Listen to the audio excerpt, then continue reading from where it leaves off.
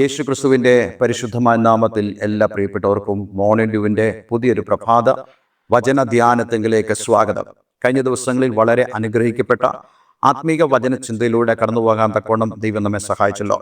പ്രത്യേകിച്ച് റോമലേഖനം 8-ാം അധ്യായം അതിൻ്റെ 18-ാമത്തെ വാക്യത്തെ ആസ്പദമാക്കിയുള്ള വേദചിന്തകളായിരുന്നല്ലോ നമ്മൾ ഈ ദിവസങ്ങളിൽ ചിന്തിച്ചുകൊണ്ടിരിക്കുന്നത്. നമ്മിൽ വെളിപ്പെടുവാനുള്ള തേജസ് വിചാരിച്ചാൽ ഈ കാലത്തിലെ കഷ്ടങ്ങൾ സാരമില്ല എന്ന് ഞാൻ എണ്ണുന്നു. 19-ാമത്തെ വാക്യം, സൃഷ്ടി ദൈവപുത്രന്മാരുടെ വെളിപ്പാടിനെ ആകാംക്ഷയോടെ കാത്തിരിക്കുന്നു. ഇപ്പോൾ നടക്കുന്നതായ ഒരു കാര്യത്തെക്കുറിച്ചാണ് ഇവിടെ പറയുന്നത്. പൊതുവെ നമ്മൾ ആരും അപ്രകാരം ചിന്തിക്കാറില്ല. പക്ഷേ എത്രയോ വർഷങ്ങൾക്ക് മുമ്പ്, അതേ 2000 വർഷങ്ങൾക്ക് മുമ്പ് അപ്പോസ്തലനായ പൗലോസിലൂടെ ഈ ഒരു വേദഭാഗം എഴുതുമ്പോൾ നമുക്ക് അത്രത്തോളം തന്നെ അറിയില്ലായിരുന്നു ഇന്ന് ഇങ്ങനെ സംഭവിക്കുമെന്ന്. നോക്കൂ, അപ്പോസ്തലനായ പൗലോസിന്റെ കാലത്തും അപ്പോസ്തലനായ പൗലോസിന് ഫീൽ ചെയ്ത ഒരു കാര്യമാണ് ഇത്. സൃഷ്ടി ദൈവപുത്രന്മാരുടെ വെളിപ്പാടിനെ ആകാംക്ഷയോടെ കാത്തിരിക്കുന്നു.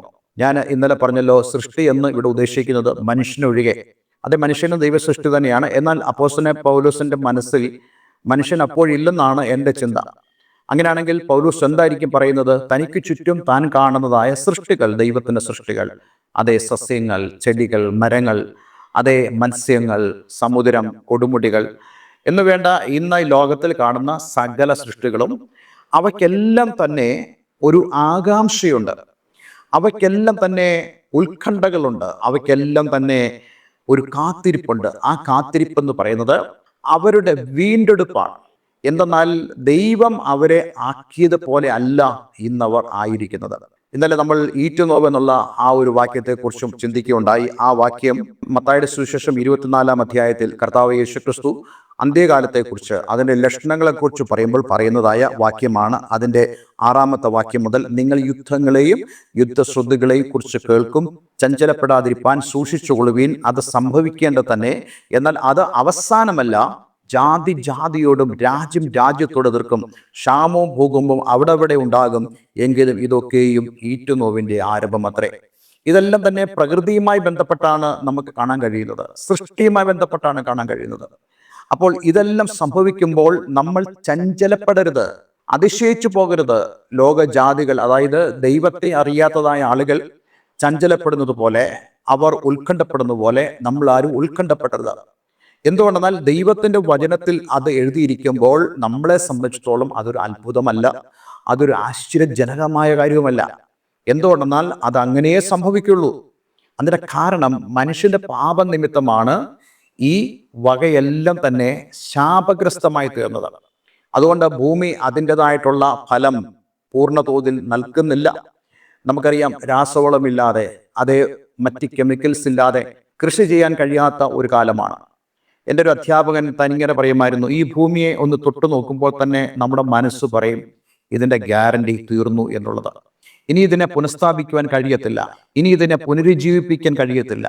മറിച്ച് മനുഷ്യൻ തൻ്റെ ശാസ്ത്രീയമായ കണ്ടുപിടുത്തങ്ങളിലൂടെയും താൻ എത്തിപ്പെടുന്നതുമായ നിഗമനങ്ങളിലൂടെയും അവൻ ഈ ഭൂമിയെ പുനരുജ്ജീവിപ്പിക്കാൻ ശ്രമിക്കും തോറും മനുഷ്യന് രോഗങ്ങൾ കൂടി വരുന്ന ഒരു കാലഘട്ടമാണ്.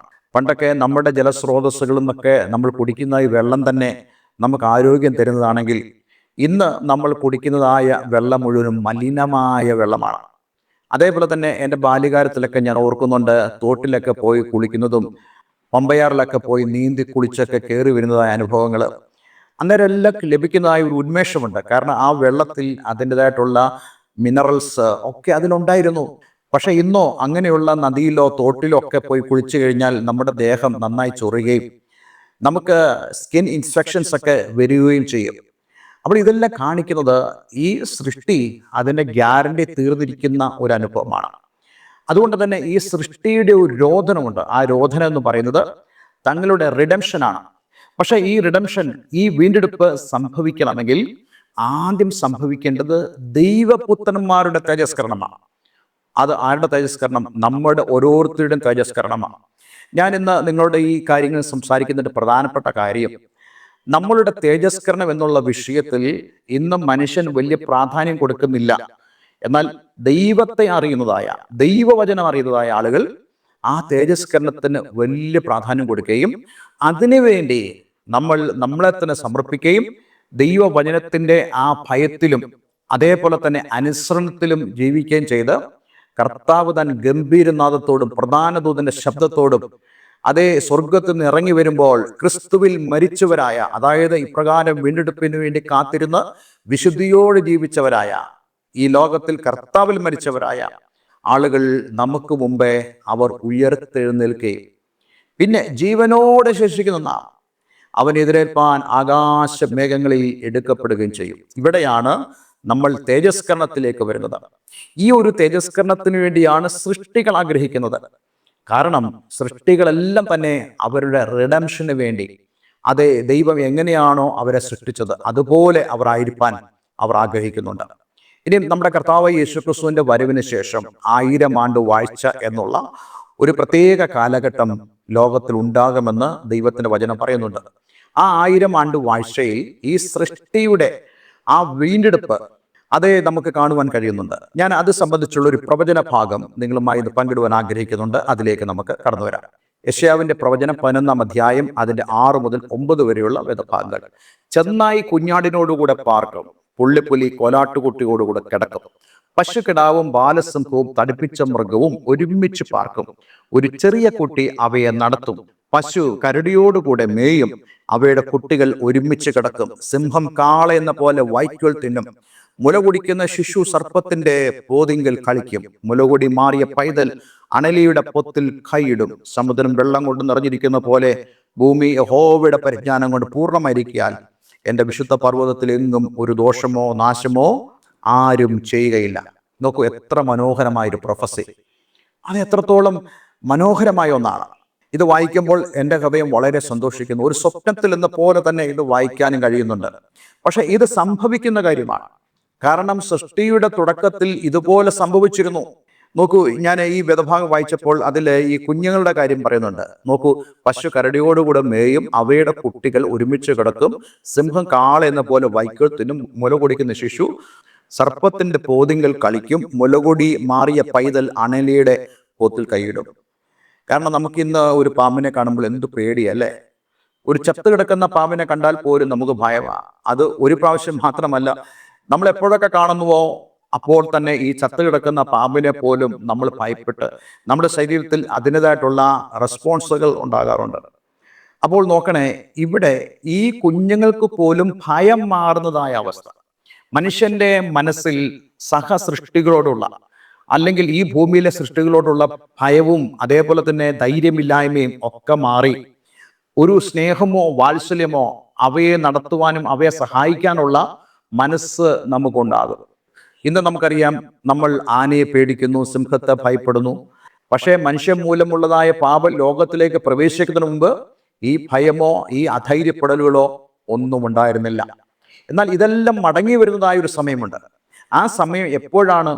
യേശുക്രിസ്തു രാജാവായി ഈ ഭൂമിയിൽ വാഴുമ്പോൾ അത് സംഭവിക്കും. അതാണ് നമ്മളുടെ തേജസ്കരണം എന്ന് പറയുന്നത്. ഈ തേജസ്കരണത്തിൽ നമ്മൾ മാത്രമല്ല എന്നുള്ളതാണ് ഈ പ്രവചനത്തിൽ നിന്ന് നമുക്ക് മനസ്സിലാക്കാൻ കഴിയുന്നത്. നോക്കൂ, ഇവിടെ എന്തൊക്കെയുണ്ട്? ചെന്നായെക്കുറിച്ച് പറയുന്നുണ്ട്, കുഞ്ഞാടിനെ കുറിച്ച് പറയുന്നുണ്ട്, പുള്ളിപ്പുലിയെ കുറിച്ച് പറയുന്നുണ്ട്, കോലാട്ടിൻകുട്ടിയെ കുറിച്ച് പറയുന്നുണ്ട്, പശുക്കിടാവിനെ കുറിച്ച് പറയുന്നുണ്ട്, ബാലസിംഹത്തെ കുറിച്ച് പറയുന്നുണ്ട്, തടിപ്പിച്ച മൃഗത്തെക്കുറിച്ച് പറയുന്നുണ്ട്, കരടിയെക്കുറിച്ച് പറയുന്നുണ്ട്, അതേപോലെ തന്നെ അണലിയെക്കുറിച്ച്, വേപ്പർ, അതിനെക്കുറിച്ച് പറയുന്നുണ്ട്. സമുദ്രം വെള്ളം കൊണ്ട് നിറഞ്ഞിരിക്കുന്ന പോലെ ഭൂമി യഹോവയുടെ പരിജ്ഞാനം കൊണ്ട് പൂർണ്ണമായിരിക്കാൻ എൻ്റെ വിശുദ്ധ പർവ്വതത്തിൽ എങ്ങും ഒരു ദോഷമോ നാശമോ ആരും ചെയ്യുകയില്ല. അപ്പോൾ എന്തുകൊണ്ടാണ് ഇതൊക്കെ സംഭവിക്കുന്നത്? ദൈവത്തിന്റെ പരിജ്ഞാനം കൊണ്ട് ഈ ഭൂമി മൂടിയിരിക്കുന്നതായി അനുഭവം. അതുകൊണ്ടാണ് ഒരു ദോഷവും ആർക്കും ചെയ്യാത്തതായ അനുഭവം വരുന്നത്. അപ്പോൾ ഇതൊക്കെ നമുക്ക് ഇന്ന് പ്രതീക്ഷിക്കാമോ? ഇന്ന് നമുക്കറിയാം, രാഷ്ട്രീയ പാർട്ടികളൊക്കെ ഇലക്ഷൻ സമയത്ത് എന്താ വാഗ്ദാനം ചെയ്യുന്നത്? ഞങ്ങൾ പെൻഷൻ 3000 രൂപ നൽകും, ഞങ്ങൾ സൗജന്യ വിദ്യാഭ്യാസം നൽകും, അതുപോലെ തന്നെ കോളേജ് സ്റ്റുഡൻസിന് ഞങ്ങൾ ഇത്ര രൂപ കൊടുക്കും. ഇതെല്ലാം പറയുമ്പോഴും നമുക്കറിയാം, എത്ര വാഗ്ദാനങ്ങൾ പറഞ്ഞാലും നമുക്കറിയാം മനുഷ്യൻ വിഭാവന ചെയ്തതായ ഒരു ക്ഷേമം ഒരിക്കലും ഒരു രാഷ്ട്രത്തിലും ഉണ്ടാക്കാൻ സാധിക്കത്തില്ല. ഇനി മനുഷ്യൻ അപ്രകാരമുള്ള കാര്യങ്ങൾ ചെയ്താൽ തന്നെ ഈ ഭൂമി അതിൻ്റെ വരുതിക്ക് നിൽക്കുമോ? ഈ പ്രകൃതി അതിൻ്റെ വരുതിക്ക് നിൽക്കുമോ? കാരണം ഇതെല്ലാം തന്നെ വീണ്ടെടുപ്പിന് വേണ്ടി കാത്തിരിക്കുന്നു. ഇതിനെല്ലാം തന്നെ ബർത്ത് പാങ്സ് ഉണ്ട്, പ്രസവ വേദനയുണ്ട്. അത് നിമിത്തം ഭൂമികൾക്കും പ്രകൃതിക്ഷോഭങ്ങളും വെള്ളപ്പൊക്കവും ഒക്കെ ധാരാളമായി ഉണ്ടാകും. 2018 കേരളം മുഴുവനും നമ്മളെല്ലാം വളരെ ഭാരപ്പെട്ടതായ ഒരു വിഷയമാണല്ലോ വെള്ളപ്പൊക്കം. ഞങ്ങളുടെ വീട് പോലും മുങ്ങിപ്പോയ അനുഭവമുണ്ട്. നോക്കൂ, എത്രയോ ഫർണിച്ചേഴ്സ് നമുക്ക് നഷ്ടപ്പെട്ടു, എത്രയോ വിലപിടിപ്പുള്ള കാര്യങ്ങൾ മനുഷ്യർക്ക് നഷ്ടമായി തീർന്നു. അപ്പോൾ ഒരു ഭാഗത്ത് മനുഷ്യൻ ശൈവരാഷ്ട്രം കെട്ടിപ്പടുത്തിയാലും നമുക്കറിയാം ഈ ഭൂമി അതിൻ്റെ നാശത്തിലേക്ക് തന്നെ പോയിക്കൊണ്ടിരിക്കുകയാണ്. അപ്പോൾ ഒരു പരിഹാരം മാത്രമേ ഇന്ന് ലോകത്തിനുള്ളൂ. ആ പരിഹാരം യേശു ക്രിസ്തുവിൽ കൂടെ മാത്രമാണെന്ന് വിശുദ്ധ വേദപുസ്തകം പറയുന്നു. അതുകൊണ്ട് എന്നെ കേൾക്കുന്ന പ്രിയമുള്ളവരെ, ജീവിതത്തിൻ്റെ ഏത് പ്രശ്നമാണെങ്കിലും നമ്മുടെ ജീവിതത്തിൻ്റെ പരിഹാരം, പ്രശ്നങ്ങളുടെ പരിഹാരം യേശു ക്രിസ്തുവിൽ കൂടെ മാത്രമാണ്. അവനെ നോക്കുന്ന ഒരാൾ പോലും ലജ്ജിച്ചു പോകുകയില്ല. അതുകൊണ്ടല്ലേ വിശുദ്ധ വേദപുസ്തകം പറയുന്നത്, അവങ്കിലേക്ക് നോക്കിയവർ പ്രകാശിതരായി തീർന്നു, അവരുടെ മുഖം ലജ്ജിച്ചു പോയതില്ല. നോക്കൂ, നമ്മളിവിടെ ഈ വായിച്ചതായ വാക്യത്തിൽ എത്രയോ മനോഹരമായിട്ടാണ് ഈ പ്രവചനം യെശയ്യാ പ്രവാചകൻ മുഖാന്തരം എഴുതപ്പെട്ടിരിക്കുന്നത്. ഈ ഒരു തേജസ്കരണത്തിലേക്ക് നമ്മൾ കടന്നു വരുന്നു. അതുകൊണ്ട് തന്നെ സൃഷ്ടി ദൈവപുത്രന്മാരുടെ കർത്താവ് യേശു ക്രിസ്തുവിൽ വിശ്വസിച്ച് അവൻ്റെ വചനമനുസരിച്ച് വിശുദ്ധിയോട് ജീവിക്കുന്നവരായ ആളുകളുടെ വീണ്ടെടുപ്പിന് വേണ്ടി കാത്തിരിക്കുന്നു. 1 തെസ്സലോനിക്ക ലേഖനത്തിൽ അപ്പോസ്തലൻ പൗലോസ് ഇത് സംബന്ധിച്ച് പറയുന്നുണ്ട്.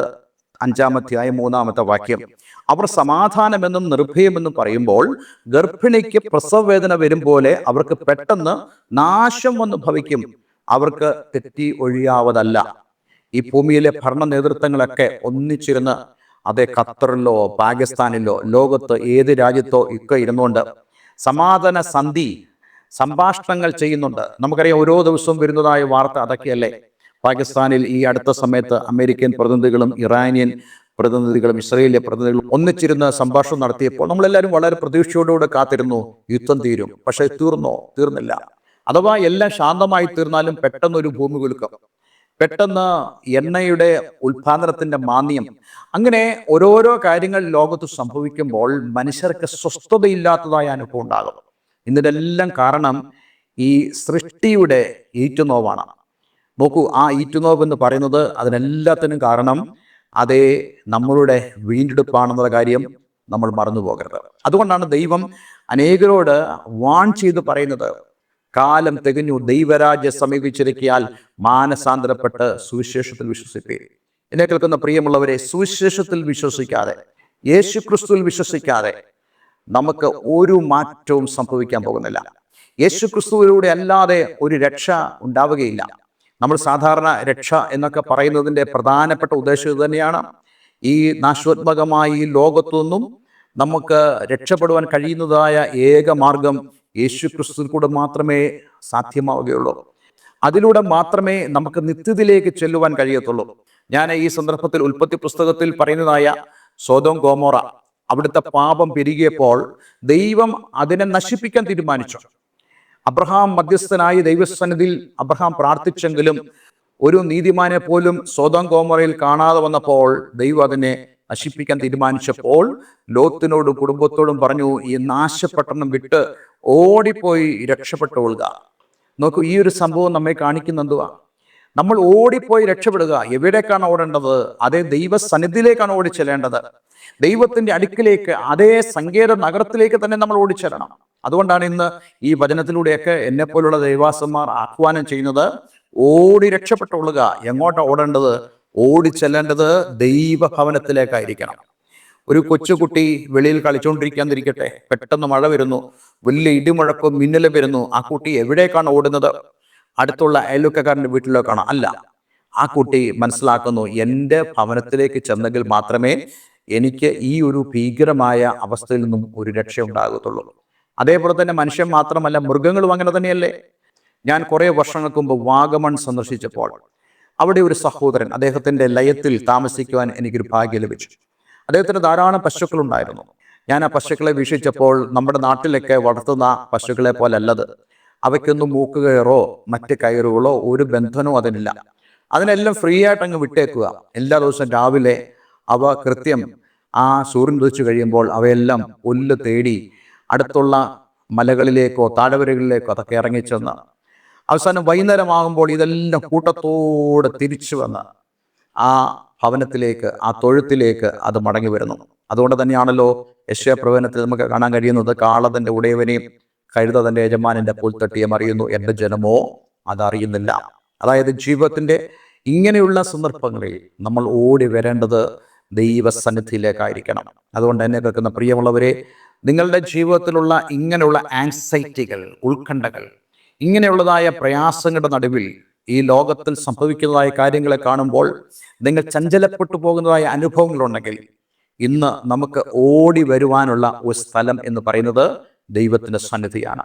ദൈവസന്നിധിയിൽ നമ്മൾ കടന്നു വരുമ്പോൾ, അതേ ദൈവവചന പ്രകാരം നമ്മളായിരിക്കുമ്പോൾ, ദൈവത്തിൽ നമ്മൾ കേൾക്കുമ്പോൾ, നമ്മുടെ ജീവിതത്തെ നാം ദൈവത്തിലേക്ക് സമർപ്പിക്കുമ്പോൾ, തീർച്ചയായിട്ടും നമുക്ക് ഈ ഒരു പ്രത്യാശ, അതെ നമുക്ക് ലഭിക്കാൻ പോകുന്ന തേജസ്കരണത്തെക്കുറിച്ചും ഇന്ന് ഈ ലോകത്തിൽ അനുഭവിക്കുന്നതായ സകല കഷ്ടതകളെയും മറികടക്കാനുള്ള ധൈര്യവും വിശ്വാസവും പ്രത്യാശയും കൊണ്ട് ദൈവം നമ്മെ നിറയ്ക്കുവാനിടയായി തരും.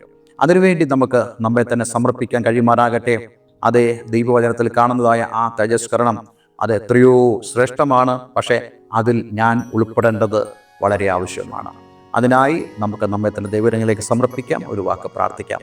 സ്വർഗീയ പിതാവേ, ഇന്ന് ഞങ്ങളെ കേൾപ്പിച്ച വളരെ മനോഹരമായ സന്ദേശത്തിനായി സ്തോത്രം.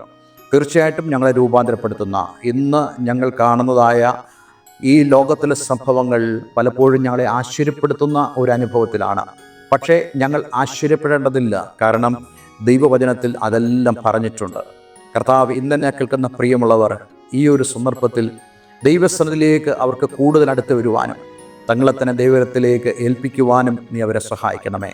ഈ വചനം കേൾക്കുന്ന ഏവരെ ഞാൻ യേശുവിൻ്റെ നാമത്തിൽ അനുഗ്രഹിക്കുന്നു.